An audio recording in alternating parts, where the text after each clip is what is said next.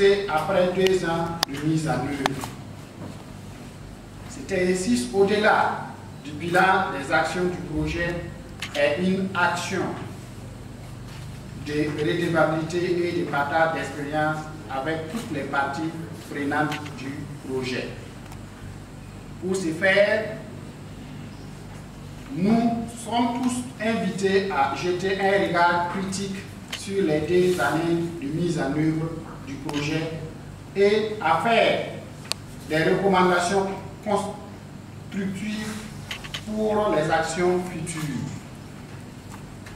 Mesdames et messieurs, le plan d'action pour la stabilisation et le développement, qui est l'instrument central d'opérationnalisation de la politique nationale de développement durant la période de la transition, a inscrit au niveau de son 3e pilier de reconstruire l'État et améliorer la gouvernance. Ce pilier ouvre la voie à la société civile pour apporter des changements en faveur de l'égalité des sexes. Cet axe du plan d'action de la transition s'inscrit en droite ligne de la stratégie nationale genre 2020-2024, adoptée en vue de réduire les inégalités de développement dans une approche de développement équitable et durable. Vous le savez tous avec moi que les femmes représentent 51,7% de la population totale selon le dernier recensement général de la population et de l'habitat de 2019, et elles sont les plus exposées aux problèmes de développement par rapport aux hommes. Il est évident que tout effort de développement qui n'intègre pas les problématiques spécifiques genre atteindra difficilement ses objectifs. Mesdames et messieurs, vous comprenez pourquoi nous saluons les actions de l'ONG Christiane. Dans un court instant, nous diriger.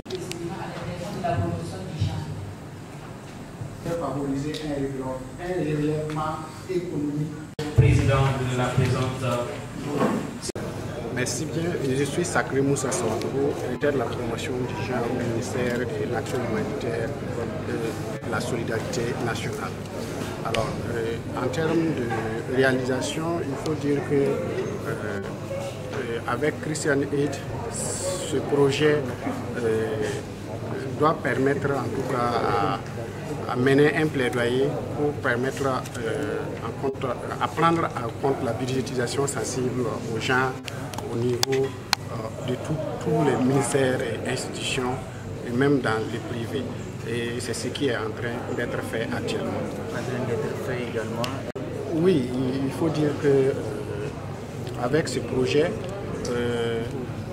le travail consiste à faire un plaidoyer d'abord auprès des autorités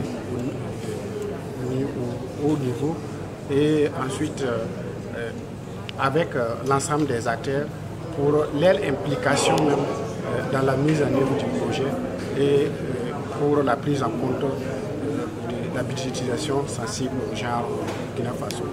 Voilà, donc il faut dire que déjà en 2022, la plupart des ministères ont basculé déjà vers la budgétisation sensible au genre. Il reste maintenant à les accompagner à chaque fois, puisqu'il y a les mouvements du personnel qui font qu'à chaque fois, il est nécessaire de renforcer les capacités à chaque fois pour pouvoir maintenir le rythme de cette budgétisation sensible au genre.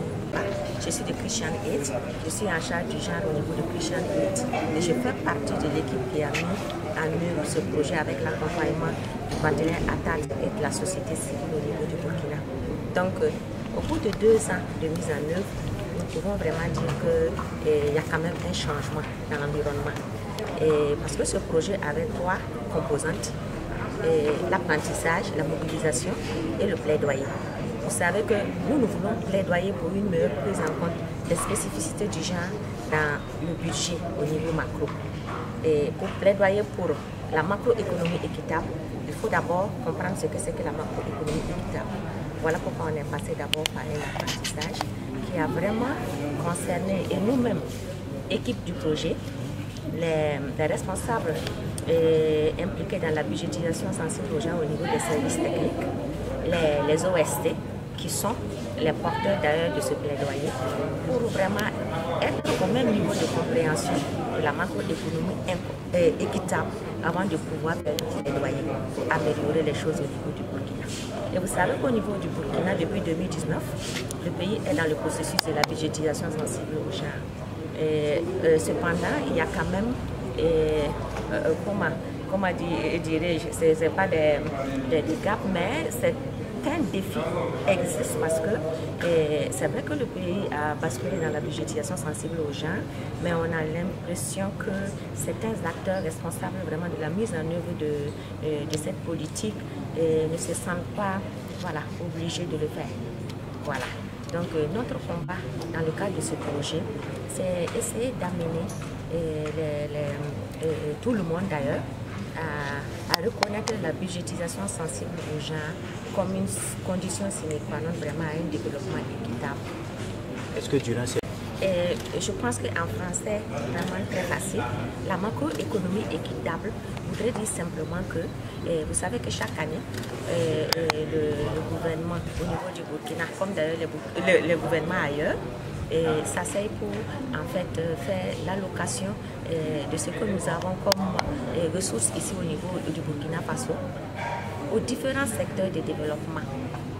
La macroéconomie équitable au niveau national ici serait en fait atteinte si il y a une analyse des spécificités pour les femmes, pour les enfants, pour les hommes, c'est-à-dire prendre en compte les spécificités de chaque catégorie pour en fait budgétiser déjà ce qu'on aura comme activité pour pouvoir minimiser en fait ces déséquilibres qu'on a en matière de développement par exemple. Voilà, quand on prend par exemple la santé, vous avez vu qu'entre-temps on avait en fait la possibilité d'avoir par exemple des soins gratuits quand on est un enfant de moins de 5 ans, quand on est une maman allaitante ou bien enceinte. Et pourquoi ça a été possible? C'est parce qu'au niveau du gouvernement, à la budgétisation, on a tenu compte d'un budget pour en fait acquérir les produits, pour mettre sur place, afin que les femmes, quand elles vont venir, elles puissent les avoir gratuitement. C'est ça que nous voulons encourager et soutenir, parce que quand on n'a pas budgétisé quelque chose, on ne peut pas pouvoir avoir des résultats après à l'application. Voilà. Les motifs de satisfaction déjà ce que moi j'ai remarqué, c'est vraiment un engagement soutenu de la société civile à vraiment porter ce plaidoyer.